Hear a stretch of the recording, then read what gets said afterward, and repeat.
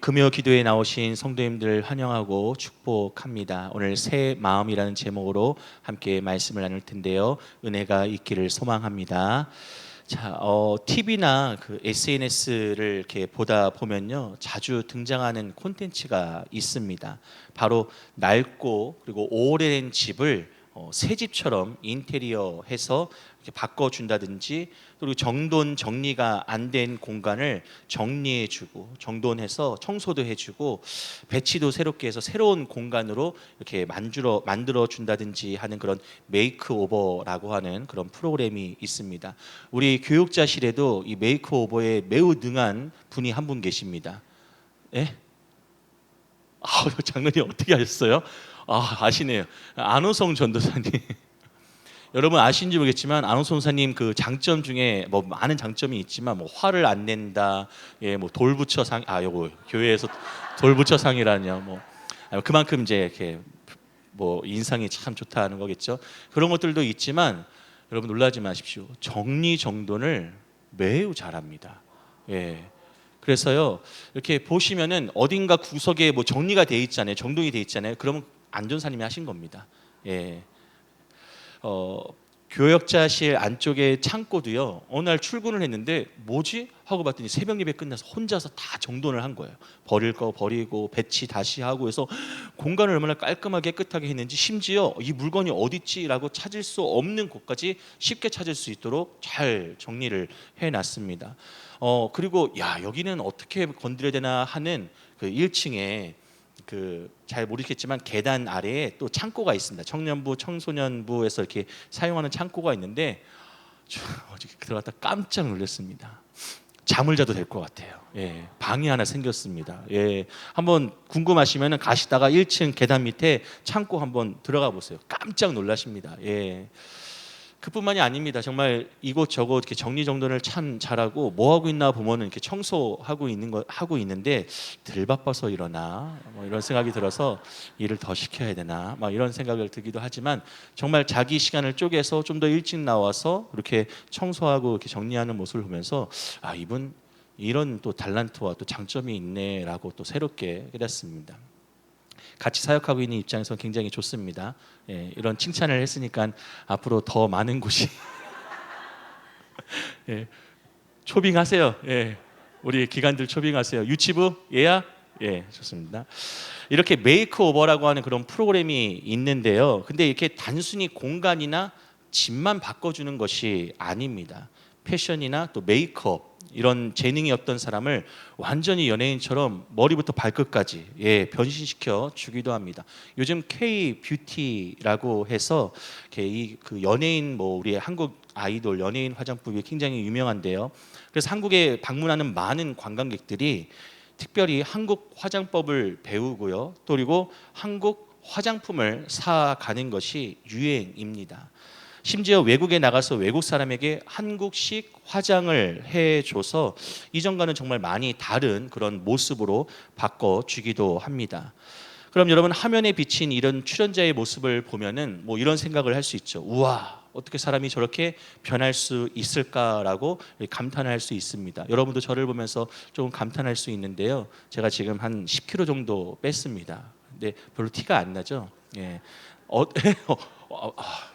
권사님, 알아봐 주시네요. 멋지다고 해주셨습니다. 10kg 정도 뺐는데요.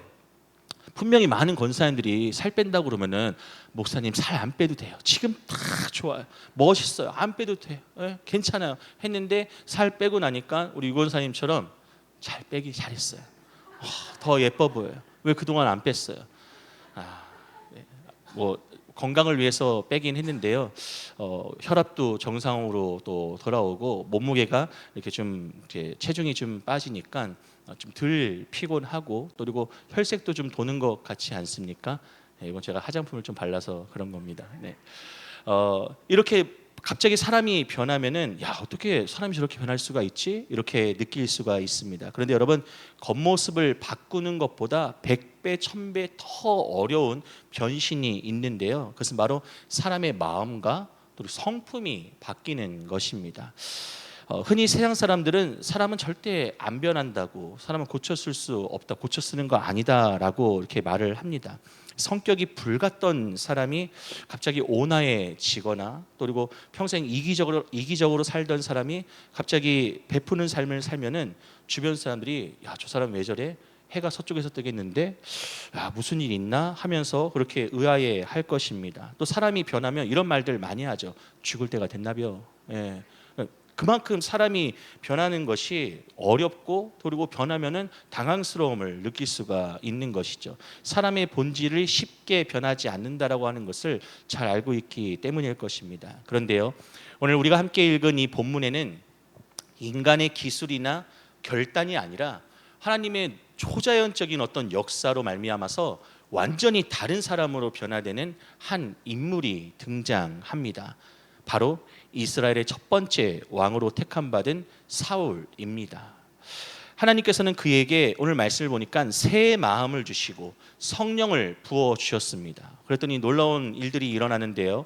그리고 또 엄청난 변화 이후에 사울이 마주한 그런 일상의 삶을 특별하게 보내는 것을 볼 수가 있는데요. 우리가 놀라운 변화를 경험하고 하나님의 능력을 경험한 이후에 사울이 일상의 삶을 어떻게 살아갔는지 살펴보면서 오늘 살아가는 우리에게 주시는 영적 교훈을 또 함께 나눌 수 있기를 바랍니다. 자, 먼저 오늘 본문 9절 말씀을 보시겠습니다. 9절 말씀 함께 읽어볼 텐데요. 아주 놀라운 선언을 하고 있습니다. 시작. 그가 사무엘에게서 떠나려고 몸을 돌이킬 때에 하나님이 새 마음을 주셨고 그날 그 징조도 다 응하니라. 네, 사울이 본래 베냐민 지파의 평범한 그런 청년이었지 않습니까? 얼마나 평범했는지 잃어버린 암나기들을 찾으려고 사흘 동안 들판을 찾아 헤매는 지극히 평범한 일상을 살던 청년이었습니다. 그런 그에게 이스라엘의 왕이라는 자리는 너무나 무겁고 또 그리고 두려운 옷이었습니다. 하지만 중요한 것은 무엇이냐면요, 사울을 왕으로 세우실 때 하나님께서는요, 말씀으로만 잘해봐. 내가 너 세워주고 모든 거 맡길 텐데 너 능력 있으니까 잘할 수 있을 거야. 잘해봐. 이렇게 떠넘기시지 않으셨다라고 하는 사실입니다. 사명을 감당할 수 있는 가장 중요한 것을 사울에게 허락하셨는데 그것은 바로 무엇이냐면요, 본질적인 변화, 즉 새 마음을 선물로 주셨음을 믿으시기를 바랍니다. 하나님께서 사울을 왕으로 세우실 때, 기름 부으실 때에 새 마음을 주셨습니다. 여기서 새 마음은요, 원어 뜻을 보면은 다른 마음이다라고 말을 하고 있는데요. 성경이 말하는 다른 마음은요, 이전에 나약하고 두려워하고 또 세상적인 계산만 하던 그런 마음, 사울이 품었던 그 마음이 아니라 하나님의 명령을 따라서 이스라엘을 통치할 수 있는 담대하고 또 영적인 그런 것에 민감한 마음으로 바꿔주셨다, 변화시켜주셨다라고 하는 사실입니다. 이와 같은 하나님의 일하심이 에스겔 36장 26절 말씀에도 나오는데요. 이 말씀 한번 화면을 보시고 함께 읽어보겠습니다. 시작. 또 새 영을 너희 속에 두고 새 마음을 너희에게 주되 너희 육신에서 굳은 마음을 제거하고 부드러운 마음을 줄 것이며. 그러니까 하나님은 사울에게 왕으로서의 권력이나 군대, 많은 재정이나 또 그리고 훗날 솔로몬에게 주셨던 지혜, 이런 것들을 왕관을 먼저 주신 것이 아니라 속 사람이 변할 수 있도록 하신 것입니다. 그래서 하나님 앞에서 정말 이 부드러운 마음으로 하나님이 허락하시는 것들에 민감하게 반응하며 왕으로서 이스라엘을 통치할 수 있는 새 마음을, 다른 마음을 주셨던 것입니다. 그런데 하나님께서 사울의 마음을 새롭게 하시듯 중요한 사실은 우리 믿는 성도들의 마음도 새롭게 한다라고 하는 사실을 여러분 깨달으시기를 바랍니다. 우리가 신앙생활을 하면서요, 이런 말을 할 때가 많아요. 목사님, 나는 성격이 원래 이래서 봉사 못해요. 제가 아이예요. 아이세요? 언제 어른이 되세요? 네.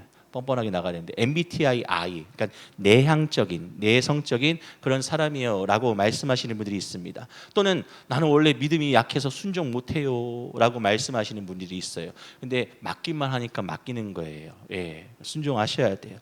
저한테 또 그런 거 시키지 마세요. 저 자꾸 이런 거 시키면은 교회 옮길 거예요. 뭐 협박을 할 때도 있습니다. 그럼 어떡하나요? 목회자로서 옮기세요. 이럴 수가 없잖아요. 그러면은 고민하게 됩니다.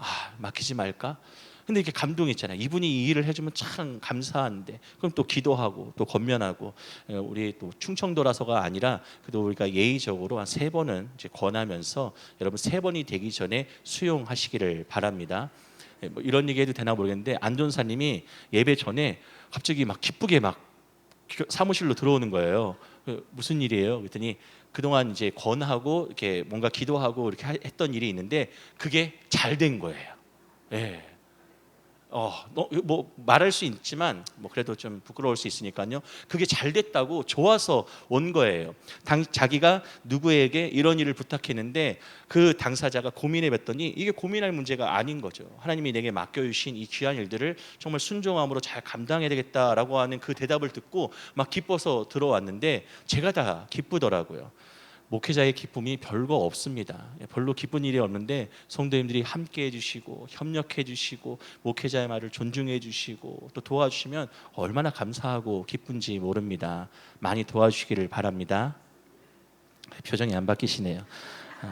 교회 자꾸 옮길 거예요 이런 말씀하시지 마세요. 자, 여러분 기억하십시오. 하나님이 우리를 부르실 때는요, 우리의 원래 능력이나 성품을 보고 부르시는 것이 아닙니다. 부르신 후에 감당할 새 마음을 주십니다. 예, 하나님이 감당할 수 있는 새 마음을, 능력을 주십니다. 그래서 우리가 예수님 믿고 거듭남, 곧 새로워졌음을 고린도후서 5장 17절 말씀에서 뭐라고 말합니까? 새로운 피조물이다 라고 말합니다. 그런즉 누구든지 그리스도 안에 있으면 새로운 피조물이라. 이전 것은 지나갔으니 보라, 새 것이 되었도다. 새 것이 되었습니다. 새 마음을 주셨고요. 지난 수요일처럼 새 사람이 되게 하셨습니다. 새로운 피조물, 곧 예수 그리스도를 믿고 나의 내면과 영적인 모든 것들이 이전과는 전혀 다른 새로운 존재로 태어났다라고 하는 의미인 것이죠. 하나님께서 우리를 새로운 피조물과 같이 새 마음을 주셨음을 이 시간 말씀을 붙들고 믿으시기를 바랍니다. 그래서 내 힘과 내 성격으로는요, 여전히 하나님의 일을 하려면은 힘들고 지치고 어려워요. 하지만 주님께서 새 마음을 주시니 그 마음 의지해서 감당할 때에 우리에게도 기쁨이요 하나님께도 영광이 되는 줄로 믿습니다. 이밤 하나님께서 주실 새 마음을 구하십시오. 내 굳은 마음을 깎아내시고 주님의 영으로 채워주시옵소서라고 간구하십시오. 그때 비로소 우리는 내 한계를 뛰어넘는 믿음의 새로운 삶을 힘있게 살아갈 수 있는 줄로 믿습니다. 자, 이어지는 10절과 11절 말씀을 보시겠습니다. 10절은 제가, 11절은 여러분이 읽겠습니다. 그들이 산에 이를 때에 선지자의 무리가 그를 영접하고 하나님의 영이 사울에게 크게 임함으로 그가 그들 중에서 예언을 하니, 전에 사울을 알던 모든 사람들이 사울이 선지자들과 함께 예언함을 보고 서로 이르되 기스의 아들에게 무슨 일이 일어났느냐, 사울도 선지자들 중에 있느냐 하고. 아멘. 말씀을 보니까요, 사울이 선지자의 무리를 만났을 때 하나님의 영, 즉 성령이 사울에게 크게 임하셨다라고 말씀이 증거합니다. 그리고 사울이 그들 중에서, 선지자들 중에서 예언을 하기 시작합니다. 성령이 사울에게 임하니 사울이 즉시로 예언을 하기 시작합니다. 어제까지만 해도 사울은 어땠어요? 암나기들을 찾아다니다가 이제 지쳤다. 이제 암나기고 뭐고 다 필요 없다. 오히려 집 나가서 지금 며칠째 연락 없이 집에 돌아오지 않는 나를 아버지가 걱정하시겠다. 돌아가자. 근데 사원이 사울 뭐라고 말해야 될까? 주인님, 그냥 돌아가긴 좀 그렇고 여기 마침 하나님의 사람 선지자 사무엘이 있다고 하니 좀 만나고 가보시죠. 혹시 또 어떤 일이, 또 어떤 도움을 받을 수 있을지 모르지 않겠습니까? 그 말을 따라서 나갔을 뿐인데 그 사울은요, 전에 암나기를 찾아 헤매던 인생에서 하나님의 말씀을 대언하는 영적인 사람으로 지금 변화가 되었습니다. 그런데 이 모습을 본 주변 이웃들의 반응이 흥미롭습니다. 어땠는지 11절 말씀에 나오는데요. 11절 말씀을 보시죠. 11절 말씀을 보니 전에 사울을 알던 모든 사람들이 사울이 선지자들과 함께 예언함을 보고 서로 이르되 기스의 아들에게 무슨 일이 일어났느냐 사울도 선지자들 중에 있느냐 하고, 이 무슨 말이냐면요, 사울을 알던 사람들, 그러니까 사울을 알고 있던 주변의 뭐 친척들일 수 있고 이웃들일 수 있고 사울이 누군지를 알고 있었던 사람들이 야, 저 기스의 아들 아니야? 기스의 아들에게 무슨 일이 일어난 거야? 사울도 지금 선지자들 중에서 예언을 하고 있는데 사울도 원래 예언자였어? 라고 묻는 것입니다. 심지어 12절에서는요 뭐라고 말하냐면 그들의 아버지가 누구냐, 그들의 아버지가 누구냐 몰라서 묻는 게 아니라 그들의 아버지가 누구냐, 기스의 아들 아니냐, 저 사울 예언하는 사울의 아버지 기스 아니냐라고 말하는데요, 조롱 섞인 그런 질문도 나옵니다. 그도 그럴 만한 것이 이스라엘 지파 중에 가장 작은 지파, 사울이 자기 입으로 얘기를 했어요. 가장 작은 지파 뭐라고 그래요? 베냐민 지파. 베냐민 지파 그 중에서도 별 볼 일 없는 가문의 사람 기스의 아들이 바로 사울이었습니다. 유력한 행사를 행하는 사람이 아니라 작은 지파 가운데에서도 작은 가문에 있는 그 사람이 바로 사울이었다라고 하는 거예요. 그런데 지금 사울이 선지자들과 함께 예언을 하는데 제 기스의 아들 아니야? 이렇게 말을 하는 거예요. 이렇게 말하는 것은요, 선지자의 가문도 아니고 영적인 배경도 없는 저 기스의 아들 사울이 예언을 하니 도무지 믿을 수 없다라고 하는 그런 편견과 또 그리고 조롱이었던 것이죠. 우리는 여기서 마가복음 6장에 나오는 예수님의 어떤 그 사건 일화를 떠올리게 됩니다. 예수님께서 고향 땅에 가셨을 때 배척을 당하셨는데요, 고향 사람들이 예수님이 행하시는 하나님의 놀라운 일들을 보니까 뭐라고 말하냐면 제 마리아의 아들 목수가 아니야? 이렇게 물었습니다. 예수님께서 메시아 되심을 보지 못하고 예수님의 공생의 이전 사역 과거에 자랐던 그 겉모습만 봤던 것이죠. 사울을 바라보는 이웃들의 시선도 마찬가지였습니다. 그들은 사울에게 임한 하나님의 영을 보지 못하였습니다. 사울이 하나님의 영이 임하여서 지금 선지자들 사이에서 예언을 하고 있는데 사울이 새 마음을 입고 여호와의 영이 임하니 예언하는 것은 보지 않고 사울의 그 껍데기만, 이전 모습만 기억하고 있는 것입니다. 그들은 사울에게 임한 하나님의 영을 인정하지 못했고 보지 못하였고요, 여전히 기스의 아들이라고 하는 그 인간적인 조건만 보고 있었습니다. 여러분, 그렇습니다. 성도 여러분, 우리가 예수 그리스도를 믿고 변화된 삶을 살아가려고 할 때요, 세상은 우리를 격려해 주지 않습니다. 오히려 이렇게 쟤 누구 아니야? 쟤 왜 저래? 이렇게 의아해 합니다. 오히려 네가 갑자기 예수 믿더니 왜 안 하던 짓을 하고 있느냐, 교회에 다니더니 유별나게 군다라고 말할 수가 있습니다. 비아냥거리고 과거의 허물을 들춰내고 우리를 주저앉히려고 합니다. 아마 직장 생활하시면서 교회 예배 나오시고 또는 하나님 말씀을 따라 살거나 식사할 때 기도하시거나 또 잠깐 휴식 시간 있을 때 성경 말씀 볼 때 그런 시선이나 또 그런 말들, 또 어떤 회식의 자리에서 그런 요구와 이야기들을 들어보신 적이 있으실 겁니다. 너만 예수 믿냐? 나도 교회 다닌다. 너무 유별난 거 아니냐? 적당히 해라. 이렇게 말을 합니다. 한 예로 아시시라고 하는 지역에 성 프란치스코라고 하는 그런 사람이 있었습니다. 유명한 사람인데요, 이 프란치스코 수도자가 회심하기 전에, 예수를 믿기 전에 부유한 상인의 아들로 태어나서 매우 방탕한 삶을 살았습니다. 돈을 물쓰듯 쓰면서 막 주변에 아주 그냥 악한 일이란 짓은 다 했죠.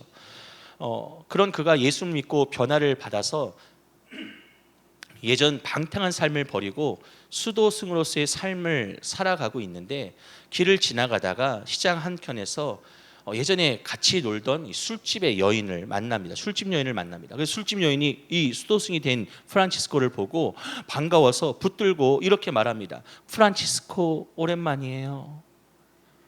좀 잘 안 사는데 그냥 들으세요. 프란치스코 우리 오랜만이에요. 그동안 어디 있다 왔어요? 우리 너무 오랜만인데 우리 예전 기억 떠올리면서 오늘 같이 놀아요 라고 그렇게 붙들었습니다. 그러자 프란치스코가 이렇게 대답을 했어요. 나는 당신이 생각하는 그 사람이 아닙니다 라고 대답을 했습니다. 그러자 그 술집 여인이 무슨 말이에요? 지금 내가 아는 프란치스코가 맞는데 단지 머리만 대머리가 됐을 뿐이지 너무 얼굴이 똑같은데 왜 지금 나를 모른 척하는 거예요? 외상값 갚으라고 안 할 테니까 우리 같이 즐겁게 놀아요 라고 얘기를 합니다. 그때 프란치스코가 굉장히 유명한 말을 남기는데요. 뭐라고 말을 했냐면 당신은 예전 모습 그대로이지만 나는 예전에 내가 아닙니다. 예전에 당신과 술 마시면서 방탕하게 살았던 그 프란치스코가 아닙니다. 예수 믿고 새 사람이 되었습니다. 변화되었습니다. 라고 그렇게 고백을 했습니다. 여러분, 우리가 믿음을 가지고 믿음으로 살고자 할 때, 성도로서 거룩하게 살고자 할 때 세상은 우리를 보고 수근수근 거립니다. 에이, 왜 그래? 사람 그렇게 쉽게 변하는 거 아니야. 이렇게 말합니다. 이런 세상의 평판과 수군거림에 여러분 흔들리지 마십시오. 중요한 것은 사람들이 나를 어떻게 보느냐가 아니고요.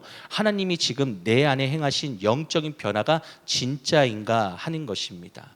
그 영적인 변화를 통해서 우리는 세상을 향해 나는 예전에 세상이 알던 그 사람이 아닙니다 라고 담대히 선포하고 믿음으로 나아가는 것이죠. 세상의 조롱 속에서도 쟤 기스의 아들 아니야? 쟤가 언제부터 선자들 사이에서 예언을 했어? 쟤 얼마 전까지만 해도 암나기 찾아 헤매던 걔 아니야? 쟤 왜 저래? 라고 그렇게 말을 할 때에 그런 것처럼 우리가 내 안에 임하신 성령의 충만함을 지켜내면서 세상의 그런 조롱 속에서도 굴하지 않고요. 묵묵히 변화된 성도로서의 삶을 증명해내는 것, 이것이 더 중요한 것임을 깨닫고 계속 힘있게 나가시기를 바랍니다. 때로는 상처가 될 수 있습니다. 무거운 짐처럼 느껴질 수 있습니다. 내가 너무 유별난가? 좀 적당히 할까? 일주일에 한 번만 교회 나가면 되지 뭐 금요일까지 나가서 기도해 이렇게 생각할 수가 있습니다. 하지만 아니에요. 아닙니다. 하나님이 우리에게 주신 새 마음이 있습니다. 영적인 은혜가 가득합니다. 우린 그 은혜를 쫓아서 주님과 더욱더 가까이, 주님과 더욱더 자주, 주님과 더욱더 친밀한 교제와 만남의 시간들을 더 많이 가져야 함을 여러분 깨달으시기를 바랍니다. 그렇게 힘있게 나아갈 때 우리는 믿는 성도로서 정말 그 삶을 살아낼 수 있는 것이죠. 자, 마지막으로 14절부터 16절까지의 말씀을 보시겠습니다. 한 절씩 교독하시고 마지막 16절은 함께 읽겠습니다. 사울의 숙보가 사울과 그의 사환에게 이르되 너희가 어디로 갔더냐? 사울이 이르되 암나기들을 찾다가 찾지 못함으로 사무엘에게 갔었나이다 하니 사울의 숙부가 이르되 청하노니 사무엘이 너희에게 이른 말을 내게 말하라 하니라. 함께 읽겠습니다. 사울이 그의 숙부에게 말하되 그가 암나기들을 찾았다고 우리에게 분명히 말하더이다 하고 사무엘이 말하던 나라의 일은 말하지 아니하니라. 아멘. 이제 예언하기를 마친 사울은요 산당에서 내려왔는데 자신의 숙부를 만납니다. 숙부는요 사울과 그의 사환을 보고 이렇게 묻죠. 도대체 사흘 동안 너네 어디를 다녀왔냐? 라고 이렇게 묻습니다. 걱정 섞인 말이겠죠. 근데 사울이 사무엘을 만나고 왔다라고 대답하자 사울의 숙부가 야, 그 대단한 하나님의 사람 선지자 사무엘이 너를 만났다고? 너가 그 사무엘을 만났다고? 야, 그 사무엘이 너에게 뭐라고 말을 하더냐? 라고 이렇게 묻습니다. 아무래도 당시 유명하고 또 그리고 위대한 사무엘 선지자를 만났다고 하니까 숙부가 사무엘이 뭐라고 했을지 매우 궁금했나 봅니다. 이때 사울이 뭐라고 대답했을까요? 16절 말씀에 이렇게 나오는데 말씀을 다시 보죠. 사울이 그의 숙부에게 말하되 그가 암나기들을 찾았다고 우리에게 분명히 말하더이다 하고 사무엘이 말하던 나라의 일은 말하지 아니하니라. 사울이 숙부에게 사무엘을 만난 가장 중요한 이유는 싹 빼고요. 대답을 합니다. 뭐라고요? 암나기를 찾았대요. 암나기 그렇게 찾아 헤맸는데 다행히 사무엘이 암나기 찾도록 도와줬습니다. 사무엘 덕분에 암나기를 찾았어요. 이렇게 말을 합니다. 사울이 사무엘을 만난 가장 중요한 이유가 무엇이었습니까? 암나기였습니까? 아닙니다. 자기가 기름 부음을 받아 이스라엘의 왕이 되었다라고 하는 것. 하나님께서 사울 당신을 이스라엘의 왕으로, 이스라엘이 그토록 기다리던 그 사람으로 하나님께서 세우셨다라고 하는 그 말을 전하고 기름까지 부었습니다. 그런데 사울은 이 엄청난 일을요, 숙부에게 단 한마디도 말하지 않았습니다. 왜 그랬을까요? 저 너무너무 궁금한 거예요. 그래서 왜 그랬을까라고 생각을 해봤습니다. 두려워서 그랬을까? 아직 대중 앞에 나설 때가 아님을 사울이 감동으로 깨달았을까? 아직 공개적으로 사무엘이 선포하지 않았으니까 그때 제사 드리라고 내려가서 먼저 기다리라고 했던 것처럼 나는 좀 기다려야 되는 시간이니까 이 말을 함부로 내 입 밖으로 꺼내지 말아야 되지라고 생각을 했을 수도 있을 것 같습니다. 분명한 것은요, 사울이 하나님의 때를 기다리면서 자신의 입술을 제어하고 침묵했다라고 하는 것입니다. 여러분, 굉장히 중요합니다. 지난 수요일에 제가 말씀을 전하면서 사울이 기다려서 왕이 되었고 기다리지 못해서 왕의 자리에서 물러나야만 했다고 하지 않았습니까? 사무엘이 사울에게 먼저 내려가서 7일 동안 기다리려고 합니다. 내가 내려가서 번제와 화목제 드려서 함께 예배하고 그리고 나아갈 테니 너는 먼저 내려가서 기다리라라고 말을 합니다. 예배하는 시간이 매우 중요하니 사무엘을 기다립니다. 훗날 블레셋과의 전쟁에서 길갈에서 막 패하고 있을 때 사무엘이 오기를 기다렸습니다. 근데 그 7일 동안 기다리지 못해서 사울이 스스로 제사를 하나님께 예배하였다가 결국에는 사무엘이 사울에게 뭐라고 말합니까? 당신의 왕의 나라가 이제 끝날 것입니다. 사무엘상 13장 말씀에 이제 우리가 살펴볼 때 나올 텐데요. 이렇게 말합니다. 사울은요, 기다려서 왕이 되었고요, 기다리지 못해서 왕의 자리에서 물러나야만 했습니다. 그 장소도 길갈이었고 그 시간도 7일이라 똑같았습니다. 사울은 사무엘의 명령을 따라서 기다렸고요, 그리고 하나님의 영이 임하니 선지자들과 함께 예언을 했던 것입니다. 그리고 아직 영적인 감동과 은혜가 충만한 그때에 하나님의 일하심을 육신의 말과 행동으로 제한하거나 경거망동하고 싶지 않았던 것이죠. 하나님이 일하시고 인도하심을 온전히 받고자 하는 감동과 깨달음이 있었을 것이다 라고 저는 생각을 합니다.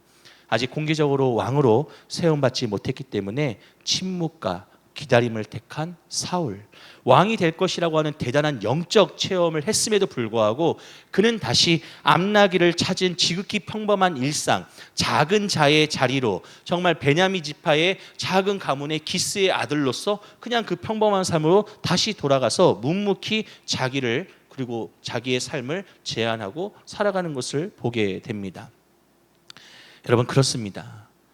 저는 은혜 받은 성도일수록, 성령을 체험한 성도일수록 저는 이런 영적인 흥분을 좀 가라앉힐, 차분하게 하나님의 인도하심을 더욱 사모하고 따라 순종해야 된다라고 생각을 합니다.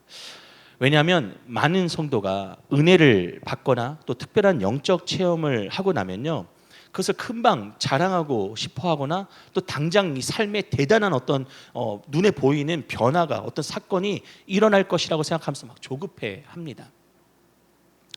우리가 새벽에 그동안 계속 봤던 고린도 교회의 말씀들을 계속 봤는데요, 그때 고린도 교회는 어땠냐면요, 성령 체험하고 또 은사를 경험한 자들이요, 자꾸 자기를 드러내고 자랑하고 다투고 하니까 교회에 막 분란이 일어났습니다. 상대방을 무시하고 또 자신을 막 높이는 그런 일들이 일어났습니다. 그래서 사도 바울이 고린도 교회에 치리하고 권면을 했거든요.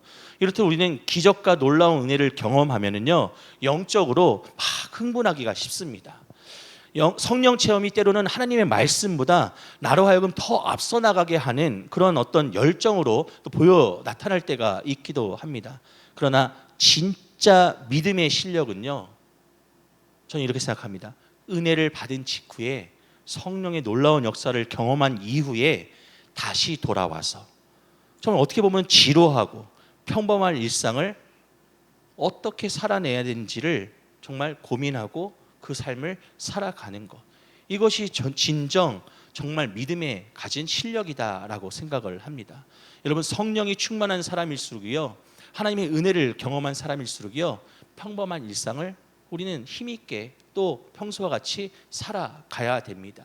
사울이 하나님의 영이 임하여서 예언도 하고 이스라엘의 왕이 될 것이라고 하는 그런 놀라운 선포와 기름 부음을 받았음에도 불구하고 난 왕이야, 암낙이 다 필요 없어, 지금 숙부 지금 나에게 무슨 얘기를 하는 거예요? 숙부가 지금 몰라서 그러는 것 같은데 저 지금 이제 왕이에요, 저한테 함부로 하시면 안 돼요. 이렇게 하지 않았습니다.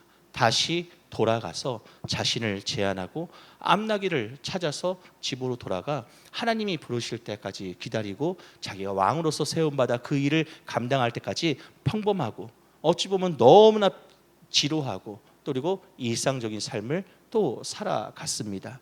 여러분, 우리가 주일 예배 때 은혜를 받습니다. 말씀을 은혜 받고요, 또 예배하면서 은혜를 받고요, 또 그 힘을 가지고 또 살아가는데, 주일 예배 때 우리가 은혜를 받았으면, 주일에 은혜를 받았으면 그러면 그 다음날 월요일 아침 일상을 시작하고 출근을 해서 여전히 까칠한 직장 상사 앞에서 또 여전히 나를 힘들게 하는 그런 관계 안에서 묵묵히 무엇을 해야 되냐면 내 입술을 지키고 또 침묵해야 될 때 침묵하고 또 예수님의 인격을 삶으로 녹여내 살아가는 그런 삶의 노력들이 필요합니다.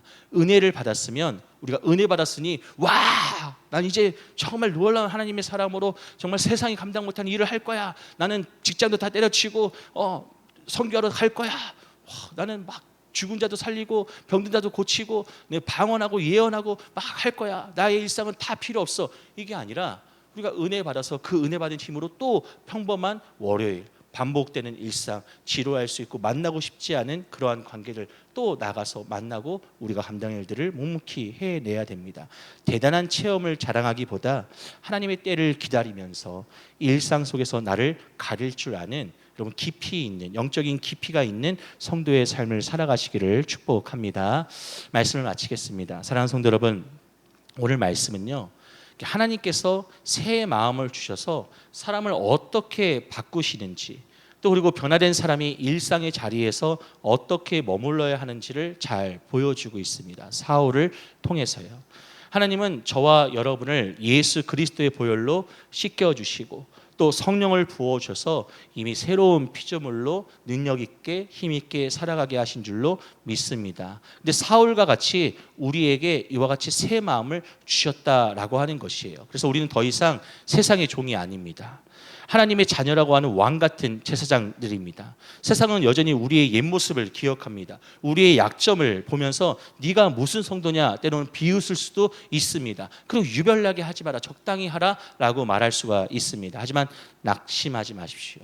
우리 안에는요, 하나님이 주신 새 마음과 성령과 말씀의 체험이 있습니다. 우리가 삶의 자리로 나아갈 때마다 예수 그리스도를 믿음으로 내가 왕이 되었다라고 하는 그런 영적인 자부심을요 갖고 내면 깊은 곳에 단단해지고, 또 그리고 겉으로는 가장 겸손하게 또 주변 사람들을 섬기면서 묵묵히 일상에 내게 주어진 역할들을, 의무들을 감당하는 것, 이것이 바로 우리가 새 마음을 입은 자, 성령과 말씀을 체험한 주의 영이 우리 가운데 있는 자의 모습인 줄로 믿습니다. 조급하게 자신을 드러내려고 하지 마시고요, 침묵 가운데 하나님의 때를 기다렸던 사울의 모습처럼 우리에게 주어진 또 가려진 일상 속에서 묵묵히 순종의 열매를 맺어가는 복된 성도님들 되시기를 예수 그리스도의 이름으로 축복합니다.